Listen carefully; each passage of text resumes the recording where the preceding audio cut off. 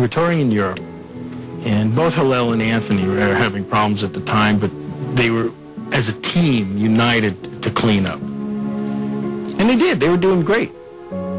We've been working really hard for a long, long time, and they were kind of fried. We came back, and I think pretty much everybody said, hey, I'm going to go my way, you go your way, and I'll speak to you in like 3 weeks.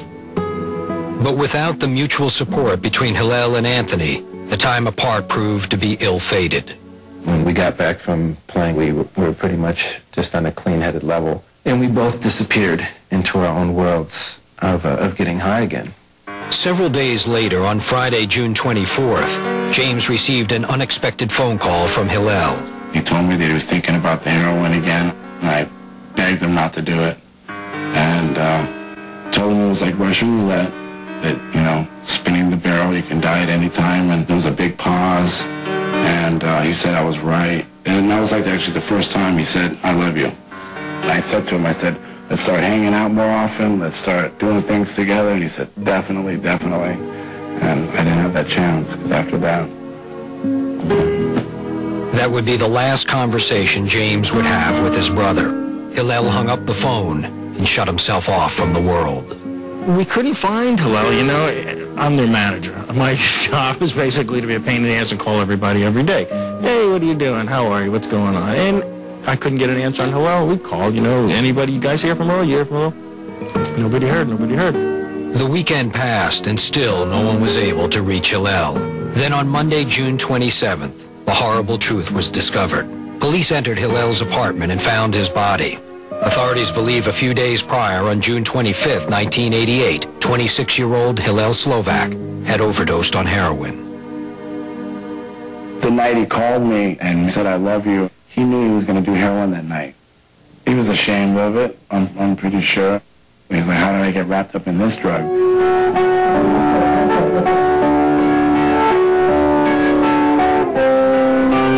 I was going through a hard time, and, you know, he just made a mistake, took the wrong drugs, wrong time, and he didn't make it, you know.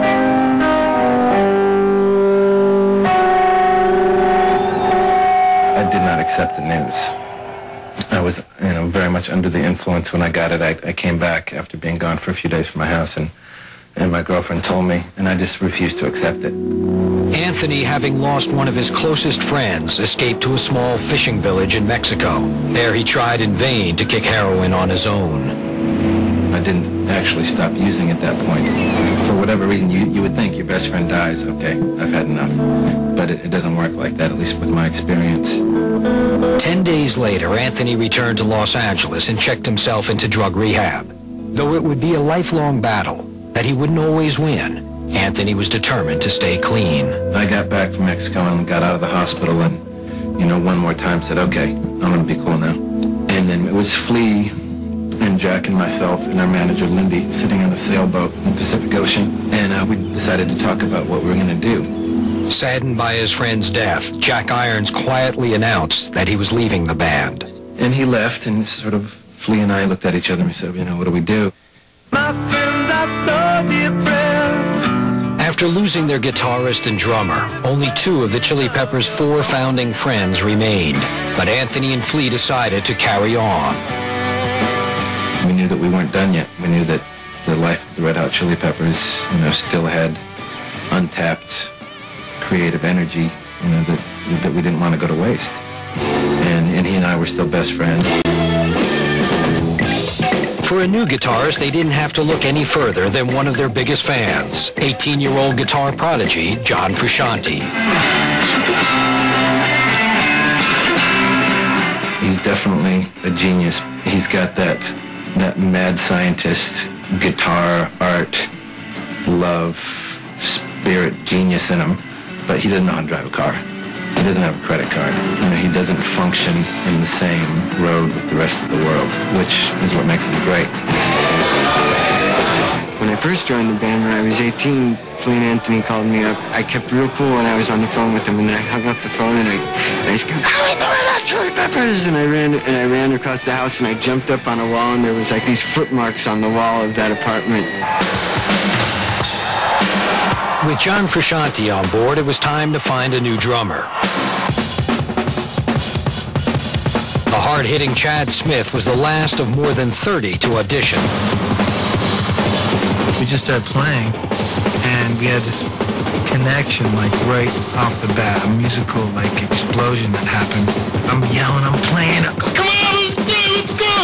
Ah! I'm yelling, please, we're playing. And literally a month later, I'm standing out on the rocks in Malibu with a sock on. Here I am on the rocks with the sock on my dick. I'm in the band now. Just as quickly, the newly formed foursome was in the studio recording the band's fourth CD. Released in September '89, Mother's Milk became the Chili Peppers' first gold album.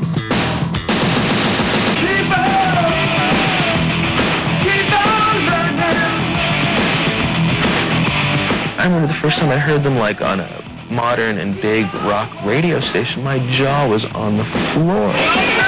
In the mid-'80s, man, it was inconceivable.